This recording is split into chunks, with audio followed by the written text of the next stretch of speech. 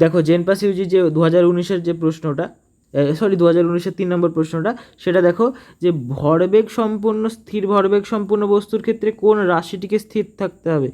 দেখো মাস তো সব P=mv, এটা তো জানো ফর্মুলা, ঠিক আছে। এবার এই ফর্মুলাটাতে মাস তো কনসেপ্ট থাকবে যেটা ভর, তাহলে ভেলোসিটিকে কনসেপ্ট থাকতে হবে, অর্থাৎ বেগকে অঙ্ক হয়ে গেল। এটা সাধারণ কোশ্চেন ছিল। 4 নম্বর কোশ্চেনটা দেখি। দেখো মোমেন্টাম কত ইনক্রিজ হয়েছে যখন কাইনেটিক এনার্জি 21% বৃদ্ধি হবে। তো গতিশীল বস্তুর গতিশক্তি 21% বৃদ্ধি পেলে ভরবেগের বৃদ্ধি। যখনই মোমেন্টাম জিজ্ঞেস করবে এই ফরম্যাটটা লাগাবে, মনে রাখবা √100 + x এটা আসে, হ্যাঁ এটা আমি লিখে দিলাম, এটা মনে রাখবা। মানে এখানে এই এক্সের জায়গায় 21টা লিখে দেবা।